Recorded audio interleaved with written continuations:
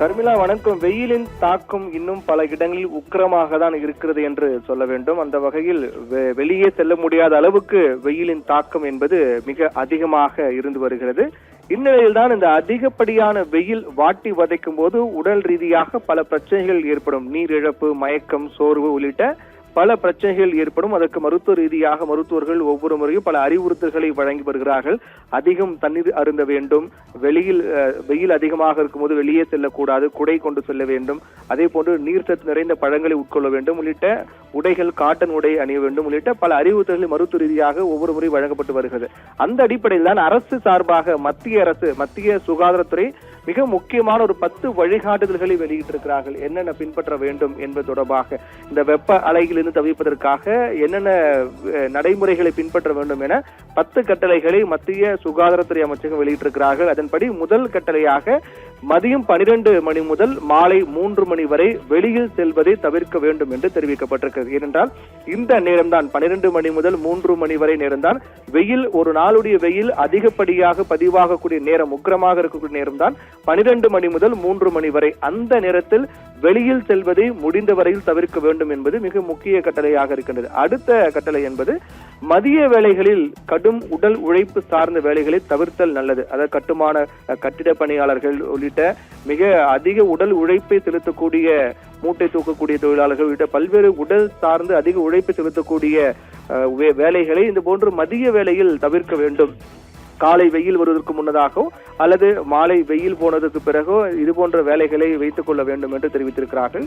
மதிய வேளையில் உணவு சமைப்பதை தவிர்த்திடுக, சமையல் அறையில் காற்றோட்டம் இருப்பதை உறுதி செய்ய வேண்டும் என்று தெரிவிக்கப்பட்டிருக்கிறது. பொதுவாக ஒரு வீட்டுடைய சமையல் அறையில் சமைக்கும் போது அதன் வெப்பம் என்பது இன்னும் கூடுதல் ஒரு அசௌகரியத்தை ஏற்படுத்தும். அதை தவிர்ப்பதற்காக தான் மதிய வேளையில் உணவு சமைப்பதை தவிர்க்க வேண்டும். அதே போன்று சமையல் அறையில் காற்றோட்டம் இருப்பதை உறுதி செய்ய வேண்டும் என்று தெரிவிக்கப்பட்டிருக்கிறது. அடுத்ததாக அதிக புரதம் கொண்ட உணவுகளை தவிர்க்கவும் மத்திய சுகாதாரத்துறை அறிவுறுத்தியிருக்கிறார்கள். புரதம் என்றால் புரோட்டீன், அதிக புரோட்டீன் இருக்கக்கூடிய உணவுகளை இதுபோன்ற வெயில் அதிகமாக இருக்கக்கூடிய நேரத்தில் தவிர்க்க வேண்டும். அதை தவிர்த்து அதிக நீர்ச்சத்து நிறைந்த பழங்களை உட்கொள்ள வேண்டும். நீர் ஆகாரங்கள், கூழ், மோர் இது போன்ற நீர் ஆகாரங்களை அதிகமாக உணவாக எடுத்துக்கொள்ள வேண்டும். மற்றபடி அதிக புரதம் கொண்ட உணவுகளை தவிர்க்க வேண்டும் என்று தெரிவிக்கப்பட்டிருக்கிறது. அடுத்து மிக முக்கியமாக வெப்ப அலை காரணமாக அதிகப்படியான உஷ்ணம் ஏற்படுவதால் மது, டீ, காபியை தவிர்க்க வேண்டும் என்று தெரிவித்திருக்கிறார்கள். மது, டீ, காபி இது போன்ற பானங்கள் பொறுத்தவரையில் இன்னும் உடலில் வெப்பம் என்பது அதிகரிக்க செய்யும். அதன் காரணமாக வெப்ப அலை அதிகமாக ஏற்கனவே இருக்கக்கூடிய நிலையில் மேற்கொண்டு அது இன்னும் அதிகப்படியாக ஆவதை தவிர்ப்பதற்காக மது, டீ, காபி உள்ளிட்ட பானங்களை தவிர்க்க வேண்டும் என்று தெரிவித்திருக்கிறார்கள்.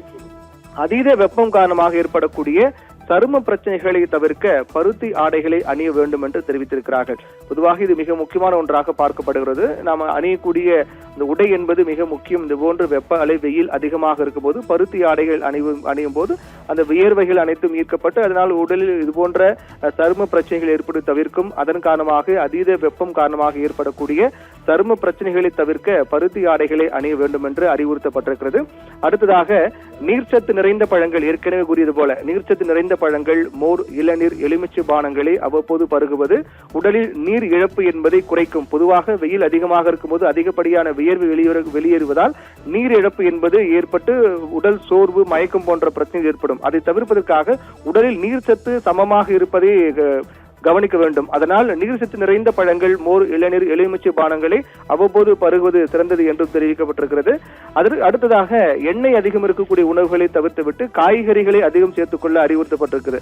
எண்ணெய் அதிகமாக இருக்கக்கூடிய உணவுகளை தவிர்க்கணும். உணவு என்பது மிக முக்கியமான ஒன்று வெயில் காலத்தில். அதனால் எண்ணெய் அதிகமாக இருக்கக்கூடிய உணவுகளை தவிர்த்துவிட்டு காய்கறிகள் அதிகம் சேர்த்துக்கொள்ள வேண்டும் என்று அறிவுறுத்தப்பட்டிருக்கிறது. அடுத்து மிக முக்கியமாக குழந்தைகள், முதியவர்கள், உடல் நலம் குன்றியவர்கள் பகல் நேரத்தில் வீடுகளில் இருப்பது நல்லது என்று தெரிவித்திருக்கிறார்கள். பொதுவாக குழந்தைகள், முதியவர்கள் பொறுத்தவரை நோய் எதிர்ப்பு சக்தி என்பது குறைவாக இருக்கும். அதே போன்று உடல்நலம் குன்றியவர்களுக்கும் நோய் எதிர்ப்பு சக்தி குறைவாக இருக்கும். இது போன்று இருக்கக்கூடியவர்கள் வெளியே வெயிலில் செல்லும் போது அவர்களுக்கு உடனடியாக நீர் இழப்பு ஏற்பட்டு மயக்கம், சோர்வெல்லாம் ஏற்படும். அதனால் குழந்தைகள், முதியவர்கள், உடல்நலம் குன்றியவர்கள் பகல் நேரத்தில் வெளியே செல்வதை தவிர்த்து வீட்டிலேயே இருக்க வேண்டும் என்று அறிவுறுத்தப்பட்டிருக்கிறது. அடுத்து 10வது அறிவுறுத்தலாக அதிக தூரம் பயணம் மேற்கொள்வோர் வெயில் அதிகம் இருக்கக்கூடிய மதிய நேரத்தை தவிர்க்க வேண்டும். அதுதான் ஏற்கனவே கூறியதான். அதாவது மதிய வேளையில் 12 மணி முதல் 3 மணி வரையிலான இந்த நேரத்தில் எந்தவித வெளியே செல்லக்கூடிய பணியோ அல்லது வெளியூர் பயணமோ அல்லது வெளியே சென்று ஏதேனும் அதிக உடல் உழைப்பை செலுத்தக்கூடிய வேலையோ இது போன்ற எந்த ஒரு திட்டத்தையும் வைத்துக் கொள்ளக்கூடாது. 12 மணி முதல் 3 மணி வரை என்பது வெயில் உக்கிரமாக இருக்கக்கூடிய நேரம். அந்த நேரத்தில் இது போன்ற பணிகளை தவிர்க்க வேண்டும்.